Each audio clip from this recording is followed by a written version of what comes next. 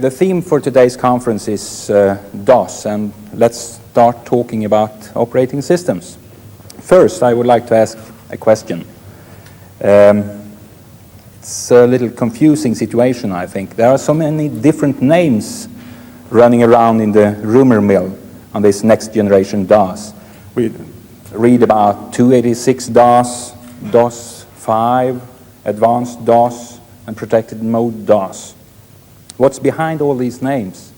Could you give us some brief guidelines? Well,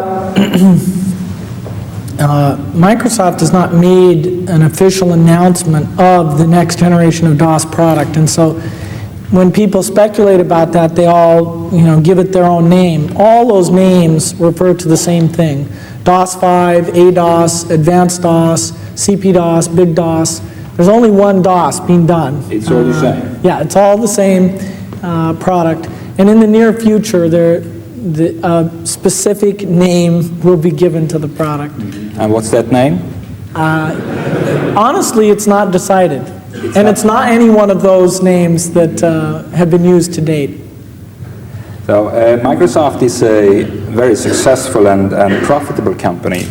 It must be a very nice situation for you all working in the company.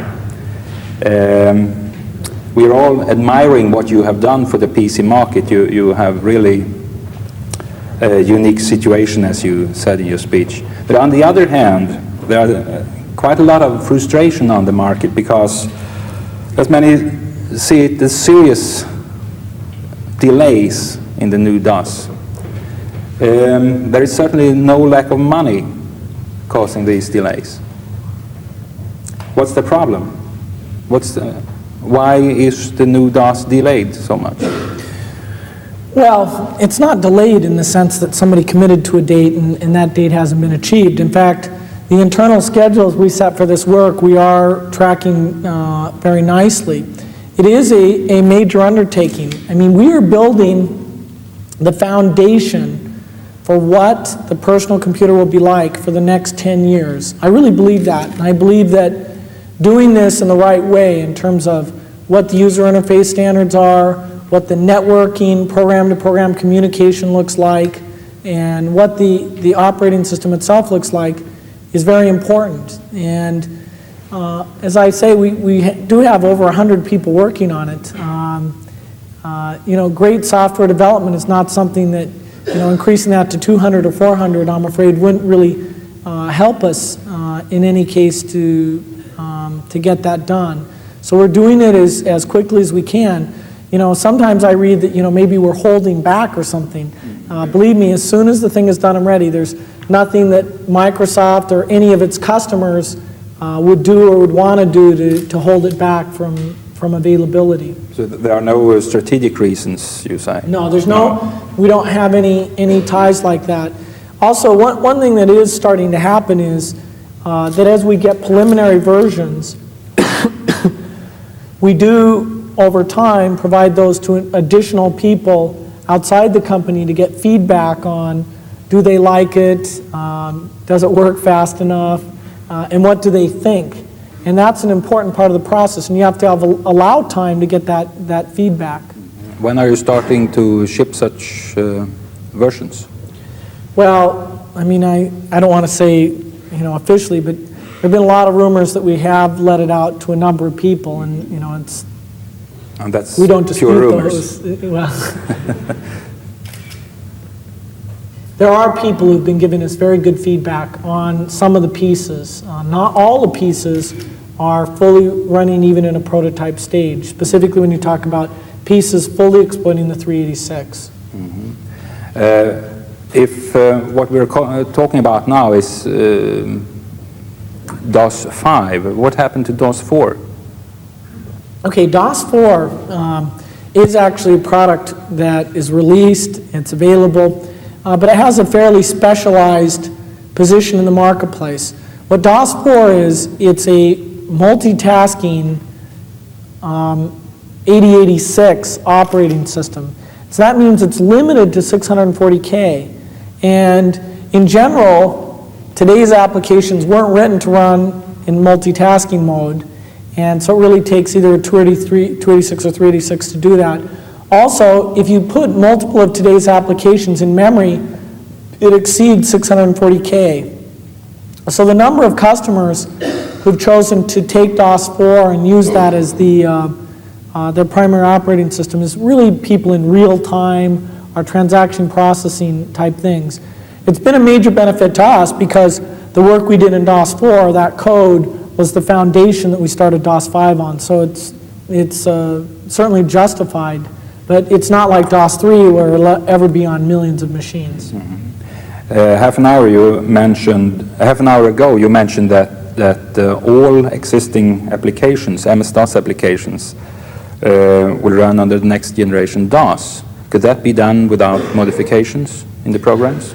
Well, when we say all, to run all is the goal. There'll always be about 1% of these applications that have done something, they're not supposed to do, basically, and it's bugs that haven't been caught yet. And so there will be like 1% that somebody will have to make a modification, but all of the best-selling programs will run without any change. So what you're saying that all existing copies of 1, 2, 3 and DBase and so on, they will run smoothly in the 286 DOS? Even Microsoft Word and Multiplan. Even that. The most popular programs today, they are not designed to run multitasking. How would that be handled in the next DOS? Well, on the 286, you can't actually run today's applications in background. That is, you can't have multiple of them running at the same time. It's simply not possible because they write directly to the screen and they hook the interrupts. On the 386, on the other hand, because of its emulation capabilities, its so-called virtual machine capabilities, you actually can run multiple of today's applications in background. So when you get to the 286, the new applications multitask, but you can't multitask the old applications. Then when you get to the 386, you can actually multitask everything. You work together with a number of software vendors that they're getting previews of the next generation DOS. And I would like to ask you, how soon after your release of the 286 DOS do you think that we will get application programs on the market? Well, what we're doing is about 7 or 8 months before we have general end user availability, we will offer it to all developers, and there'll be a software developers kit that we make available. And so during that period, it'll just be people putting together applications. And so we hope when we actually release it to end users that there are quite a few applications out there. Otherwise, I'd really worry that people would say, hey, we've been waiting and writing all these articles, and here it is, and why do we need it? I do worry that people expect this new DOS to be some miracle, okay? I mean, if all you're doing is running one of today's applications and you're just sitting there, typing in documents in Microsoft Word or something like that, this new operating system is not going to change your life. It's primarily the new applications that justify a new operating system. So when we eventually get that new operating system, what does it in fact mean to me as a user when I sit there in front of my PC in about a year or two? Well, the best analogy is to talk about the shift from 8-bit computing, such like the Apple II, to the computing that we started in 1981 on the IBM PC. There was no end user who said they want an 8088. I mean, that was Microsoft who insisted that IBM use the 8088. The thing that made it exciting were applications like Multiplan, 1, 2, 3, Microsoft Word. Very quickly, say within a year of that machine coming out, there were applications that couldn't have been done beforehand. And so people wanted the machine that ran those applications. They didn't want, MS-DOS 1.0 specifically. That's the same thing here. We haven't done anything that makes the operating system by itself provide value. We built a foundation that lets you do applications that are far better than today's. But we're really relying on our own creativity and that of the whole software industry to do it. So even take the first year or year and a half after DOS comes out, the new DOS, its penetration onto the machines will be below 10%. And it's only when people recognize these new applications that eventually it'll start to shoot up. And it's my belief that eventually for the office market, it'll be virtually 100%. Mm-hmm. So the new applications taking benefit of all the features in 286, they will be here effectively in 1989 or something? Well, no, you'll start to see the first of those applications in early 88. Mm-hmm. But people have to get excited about those applications, and there'll have to be more and more. So the really heavy demand for the new DOS is certainly out in 1989. Yeah. What is the nature of your current cooperation with IBM? Would you briefly give us a few ideas about that? We are the developer of MS-DOS and the future versions of MS-DOS.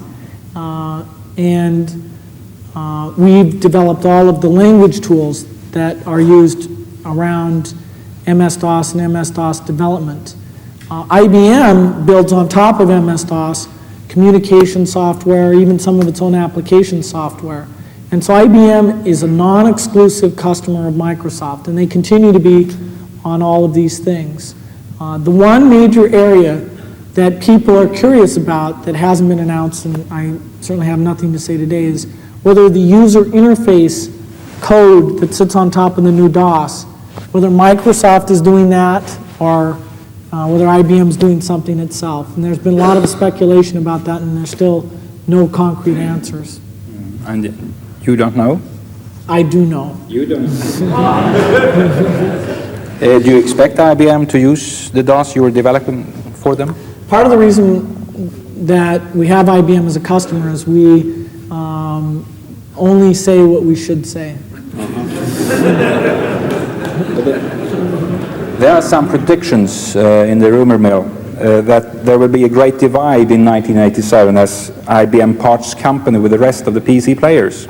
I think what IBM has said is that they will be upwards compatible and that they will make it harder for other people to do equivalent things. And so we really have to wait to see what the hardware looks like.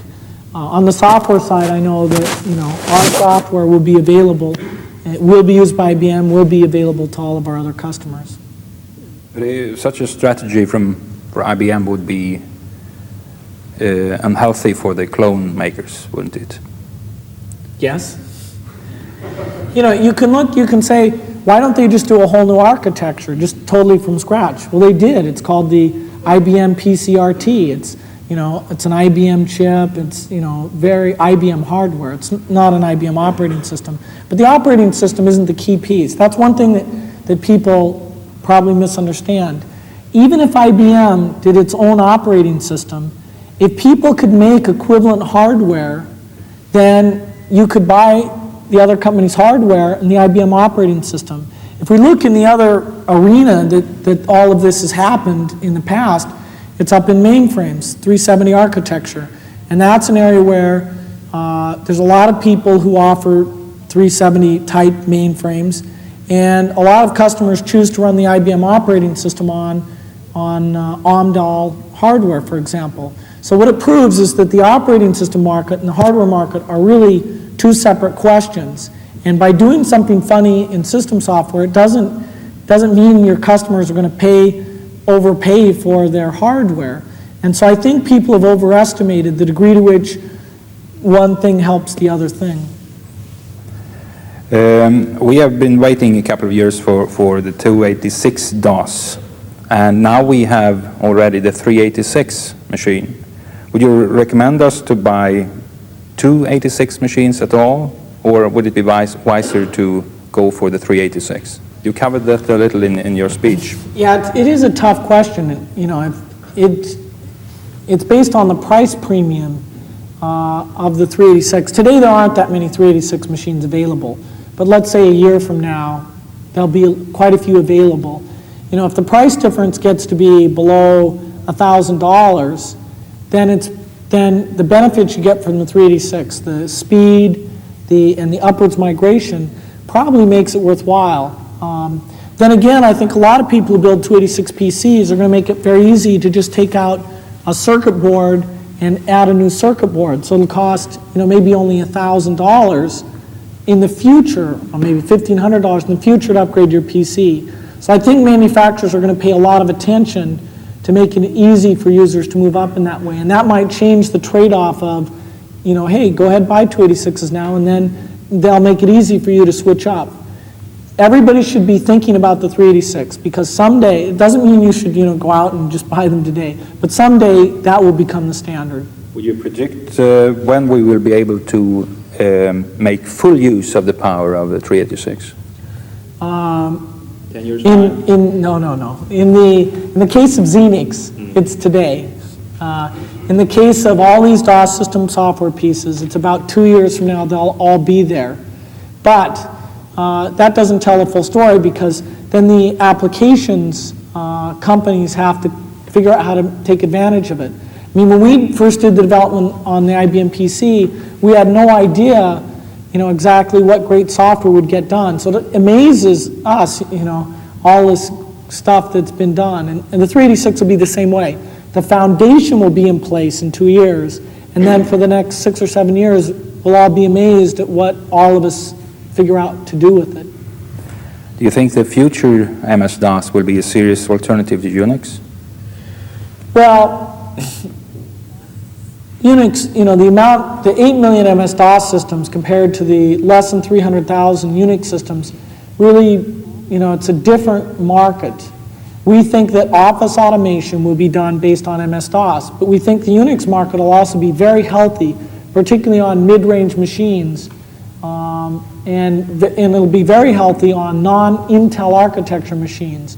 If somebody's coming up with a new mini computer, I think they'd be wise to buy Unix, not go off and do their own operating system. So I think the Unix business will grow, but the DOS business will always be dramatically larger. And even the people at AT&T who create Unix agree with that. I mean, their workstations are MS-DOS-based workstations, and those sell, 20 times better than their Unix-based workstations. And so we have a very good understanding between ourselves and AT&T of the various roles of the two operating systems. Xenix is in a very strong position. You mentioned that Xenix is in 2/3 of all Unix installations. That's correct? Yeah, but that's by CPU. And since our systems have less users, if you count it by users, the statistic's not as wonderful, but it's... Where are you with Xenix in all the standardization works going on around the world? AT&T, IEEE, XOpen, and ISO. Okay. Where are you with Xenix in that? Well, we're a licensee of AT&T, and if there were to be a major conflict between those things, and we had to choose, we would choose to follow AT&T. I mean, it's very strange to license a product from somebody and then try to fight them from setting their own standards. And so AT&T is the creator of Unix, and they are doing a much better job of listening to those groups like XOpen to determine where they go. So we have a very good relationship with XOpen. It's mostly made up of Xenix customers, actually. And we have a good relationship with AT&T, and we hope that stuff gets resolved. In the case of Unix, unlike in the case of MS-DOS, we're not in control. We do the best implementation for Intel microprocessors, and we make the best integration on networks with MS-DOS and tools and applications. But we don't decide what is Unix 5.5. So it's opposite than the case of DOS, where it's our controlled product. One question which is giving a lot of people in the programming industry sleepless nights is, which programming language is the most future-proof, according to your opinion? Well, that's a really tough choice. For system software development, C is the best choice because it is implemented so widely. And in fact, Microsoft, for its own software, uses either assembly language or C to do all of our work. But that doesn't mean that for all applications, like commercial applications, people should move over to C. Well, C is going to be extended quite a bit over the next few years. There's going to be a lot of innovative things done there, and I'm very excited about what's happening. But for commercial applications, you know, I still think BASIC has a strong role to play, and so do the other languages. So we're not headed towards a single standard for language development. What do you think will be the most important change in the PC world in the next, let's say, 3 years?